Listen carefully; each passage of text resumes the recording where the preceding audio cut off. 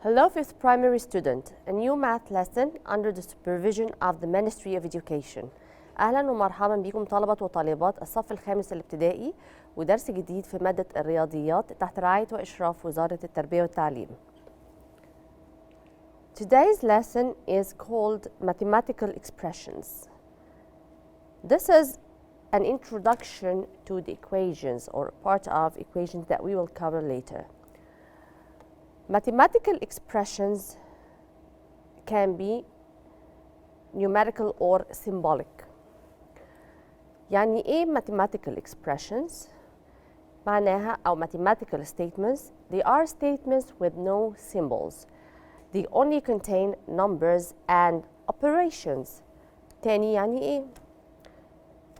If you look at the example in front of you, here I have 7 plus 2 and 45 divided 9, 6 times 8, 2 plus 5, whatever my statement is.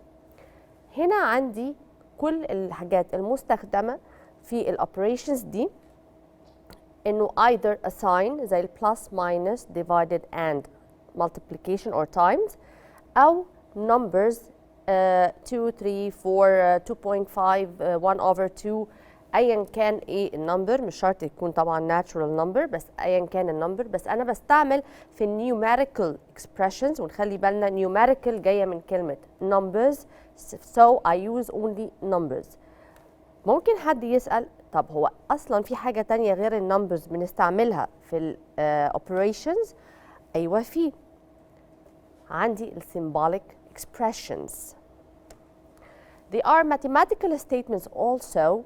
It has numbers and symbols at the same times. يعني إيه؟ I'll show you. If we have a shape like square, it can be replaced by the symbol X. The shape triangle can be replaced by Y. And here I give examples. This is not a must, it's not a fact, okay? The rectangle can be replaced by Z and the circle can be replaced by DL, okay? تاني، إيه استخدام الكلام ده؟ For example here, if I have a square plus 3 equals to 5, it can be also written as X plus 3 equals to 5. يبقى هنا عندي ال X, Y, Z and L دول السيمبلز اللي أنا أقدر أستخدمهم in an operation. فلو بصينا على الأوبريشن اللي عندي دلوقتي اللي هي X plus 3 equals 5 هنلاحظ إنه أنا هنا عندي المرة دي I have a sign which is the plus sign. I have numbers which are 3 and 5 and I have a symbol which is X. Okay? يبقى هنا لو numerical expression أو numerical statement mathematical statement with numbers or numerical mathematical statement يبقى هستعمل بس numbers، مش هستعمل فيها خالص أي symbols زي X, Y, A, B, Z, whatever. Okay? Just numbers and signs. While if I have or I need a symbolic expression, then I will find or I will put a symbol in my equation or my statement. ولازم أكون فاهم الأكس دي ليه ما حطيتش نمبر هنا وحطيت الأكس بدلها. حطيت هنا الأكس لأنه الفاليو دي value of x لسه بالنسبة لي unknown، مش معلومة، مش معروفة. Okay? In the question he didn't tell me the value of x. So I refer to the value القيمة اللي مش معروفة دي أنا represent it by the symbol x عشان بعدين أستعمل بقى الإيكويشن اللي هتطلع لي عشان أعرف إيه الفاليو بتاعة الأنون ده أو الشيء الغير معلوم اللي أنا قلت اسمه x. Another example here, the triangle. I said that a triangle I can change it or switch it with a y. So here a triangle times 2 equals 10, or it can be y times 2 equals 10. And we said before that when I have a symbol times or multiplies a number, I can take away التايمز ساين وبحط النمبر ملزوق في السيمبل الموجود عندي، فده معناه ان هما they are or 2 is multiplied by السيمبل ده. So it's 2y equals 10 and so on. I can do the rest the same way that we see in front of us. Okay. طيب محتاجين اكتر ان احنا ناخد examples. So let's go to the board to see how would we deal with our examples.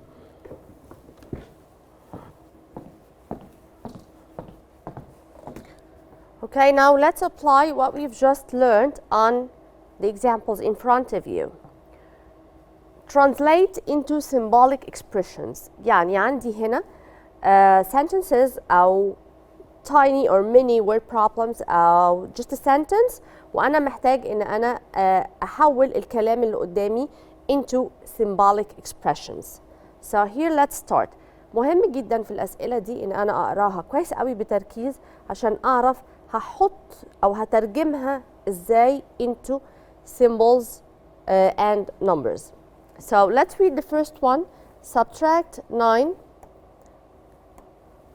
from a number. Subtract is minus. Okay, then this is the first key in my answer. Subtract minus. يبقى أنا هنا هستعمل minus 9 from a number. هو قال لي النمبر ده ايه؟ لا هو ما قاليش النمبر ده ايه. يبقى انا ممكن استعمل اي symbol عشان اقول انه النمبر ده مش معروف بالنسبه لي. It's unknown. So I can use X, Y, A, B, whatever. So I will assume that this unknown is going to be X. يبقى انا عندي هنا الساين بتاعي minus. I have a number that I don't know and I will call it X, and here I subtract 9 from this X. يبقى الانسر بتاعي هتكون X minus 9 because here I subtract 9. I will take away 9 from the unknown value X. القيمة الغير معلومة عندي X أنا هاخد منها 9. So it's gonna be X minus 9. Okay? So it's very easy. The only thing to do here is to read with concentration. Okay? So the second one here. Add 5 to 3 times a number. Add, it's a plus. I have plus sign. Add, addition. And I have the number 5 to 3 times. 3 times. It's a multiplication thing. 3 times. Type 3 times A times again a number. A number is unknown أنا مش عارفاه.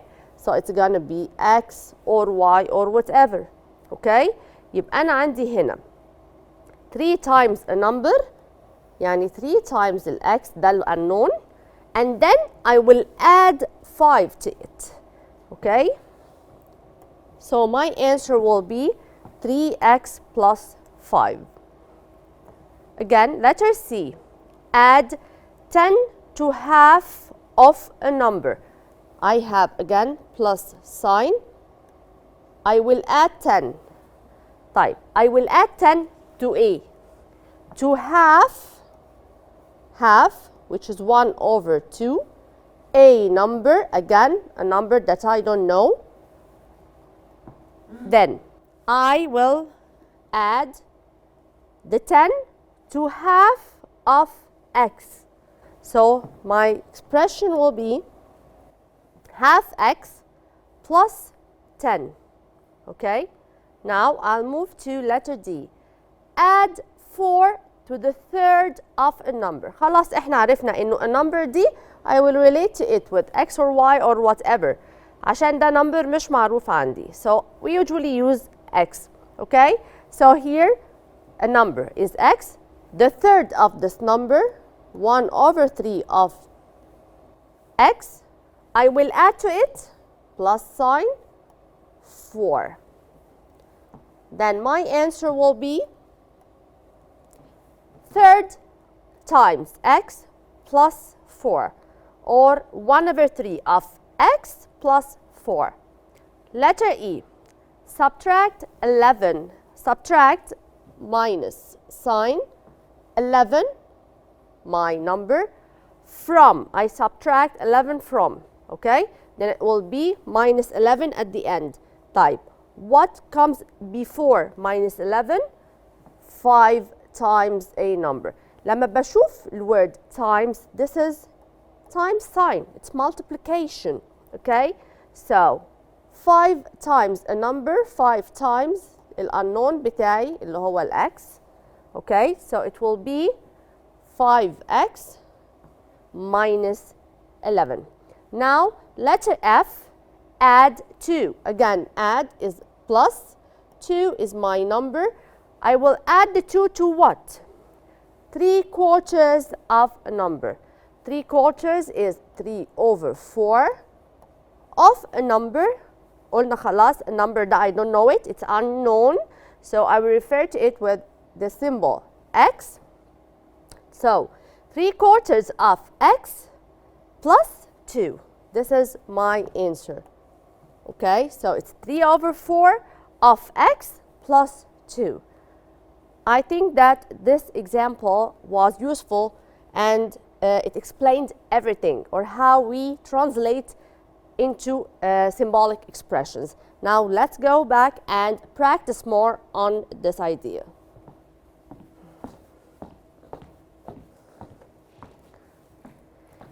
Here, choose the correct answer. If we subtract 5 from number x, we will get what? We will use the same way. I will decide on the sign that I'm going to use, plus, minus, times, divided, أيا كان الساين اللي عندي. دايما هلاقي كلمة في السؤال بتاعي it's a key to which sign I am supposed to use. Okay? وبعدين عندي النمبر اللي هيساعدني and the unknown. I use all the given data, I translate it into expressions. وكل كلمة في السؤال بتاعتي بتفرق. كل كلمة ليها معنى. So here, if I subtract, then I will use minus sign. The number is 5 from the number x, أو unknown بتاعي ال x. We will get what? The unknown is x, and I want to subtract 5 from this unknown. So the answer will be x, and I take away 5, so it's x minus 5.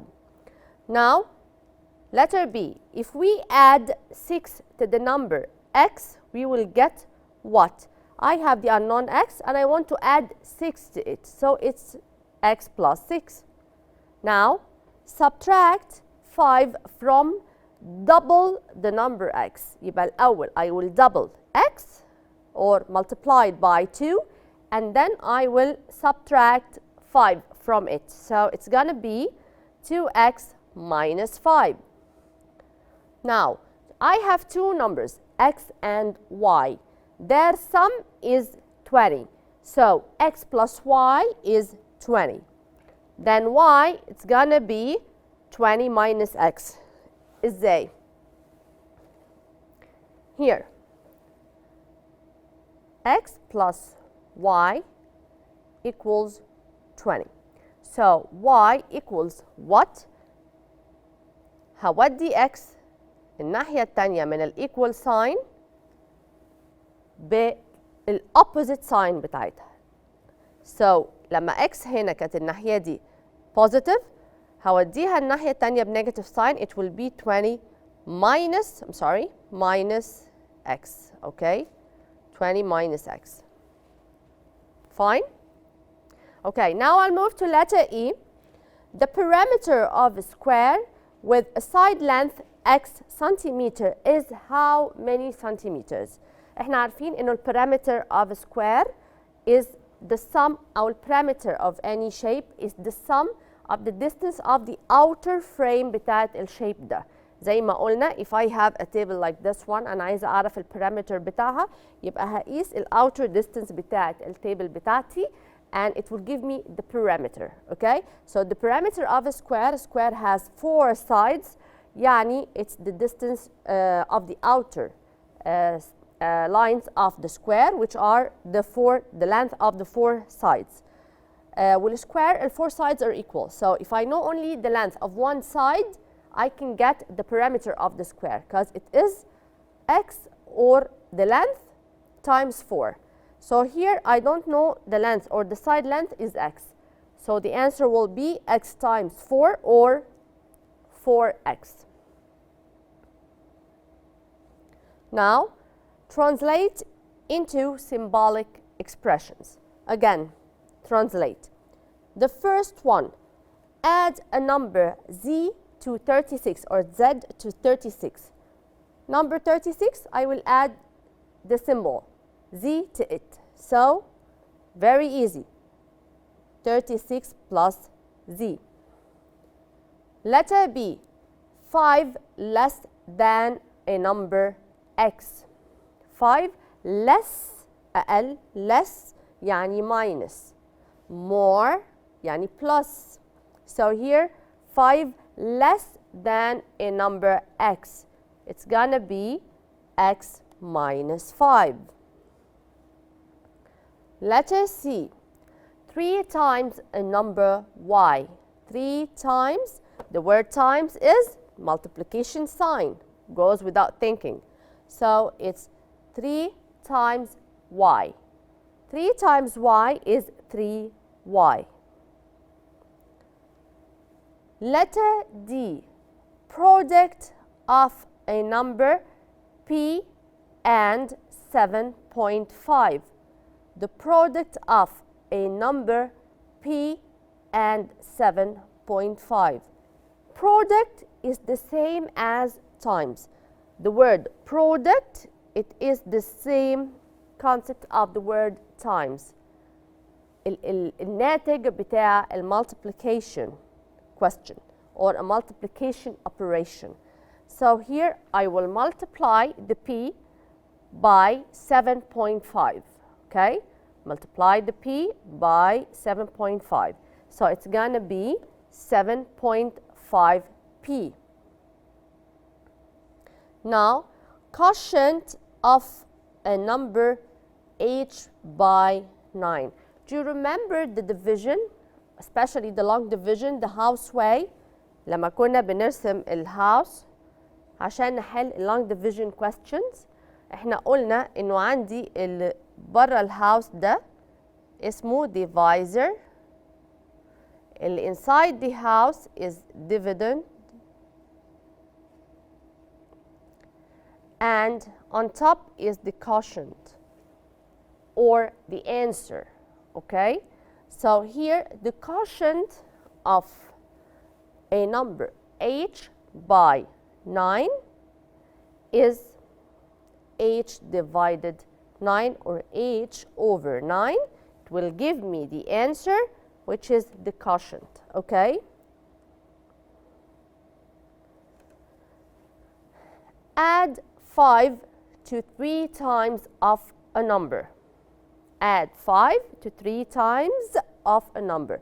مش عارفة ايه هو number. Okay, then I refer to it with the symbol x.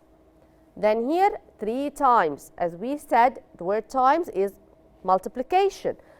So 3 times a number is 3x, and I will add 5 to it. So it's 3x plus 5. Now letter B, add 4 to the half of a number. يبقى عندي half the number, I will add 4 to it. So half x plus 4. Letter C here, subtract 7 from 1/3 of a number. يبقى 1/3 of a number, 1/3 is 1 over 3. 1/3 of a number, I will take away 7 from it. I will subtract 7 from it. So it is 1/3 of x minus 7. Now twice the sum of a number and 3. Twice is times 2, is double. Twice, double, times 2, the 3 of them, I multiply by 2. So, twice the sum of a number and 3. Pay attention here. أنا ما قلتش twice the number. أنا قلت twice the sum. عشان كده قلنا في الأول إنه every word counts. كل كلمة موجودة عندي في الquestion ليها معنى وليها أهمية. So هنا it's twice the sum of a number and 3. يعني أنا I will get a number plus 3 عشان دي sum. Sum is plus, okay? And then I will multiply it by 2 because I want the twice of this sum. Okay, so it's gonna be x plus 3, x plus 3, and I will multiply it by 2. يبقى I will get the sum of x plus 3 and I will multiply it by 2. I'll get the x plus 3, كده جبت the sum of the number and 3, and I will multiply it by 2. Choose the correct answer. Letter A, subtracting 3 from double of the number. First, here I have double of the number, and we said double and twice is to multiply by 2, and I subtract minus sign 3 from it. So it's here, double the number is 2x, and I will subtract 3 from it, so it's gonna be 2x minus 3. Letter B, the difference between, difference is also minus. I want the difference between them. I will subtract them. It's minus. The difference between 3 times a number and 2. So 3 times a number, so it's 3x, and 2, and here, so it's plus. Then, sorry, the difference between 3 times a number and 2. I have here the word difference. So I want the difference between 3 times a number and 2. So it will be 3x minus 2. Now let us see. Ali is x years old now. I don't know how old is he. So I will refer to his age by the symbol x. أنا مش عارفة لسه سنه. So this is unknown to me. ده غير معلوم بالنسبة لي، مجهول بالنسبة لي. So I will refer to it with the symbol x. Now I want how old will he be after 5 years. Okay? So my equation, sorry, my expression will be x plus 5, because I want to know his age after 5 years from now. Here, complete the following. If Ahmed has LEX, ادي أول حاجة, and took LE7 from his mother. الأول كان معاه X LE, and he took an extra 7 LE from his mom. Then he has now what? Of course, this is plus. كان معاه X, وزودنا على الX دول 7 LE. So it will be X plus 7. Letter B, if the side length of a square is x centimeters. زي ما قلنا قبل كده ال perimeter of a square أو ال side length of a square, the 4 side lengths are equal. So here the perimeter of a square is side times 4. So it will be 4 times x because the side length of this square is x centimeter. Let us see. If Sarah has LE9, she has LE9, and she spent, ما بقاش معاها دلوقتي, YLE. اشترت حاجات YLE. Okay? So, the remainder left with her is what? It's, of course, minus. Okay? So, now the answer is 9 minus y. Okay? 9 minus y. Letter D, 5 less than number x is. The word less, as we said before, is minus. Less, أقل. 5 less than number x, then it will be x minus 5. Letter E, adding 7. Adding, it's plus 7. Type plus 7 to what? Double of the number x. Double twice is to multiply by 2. So it's 2x plus 7. Now letter F, subtracting 3 from the half of number x is here. Half of number x, and I want to subtract 3 from it. I will take away 3 from it. So it will be half x minus 3. Okay? That's all for this part of our lesson today. I hope that you understood what we have covered. Practice a lot and study well. See you later.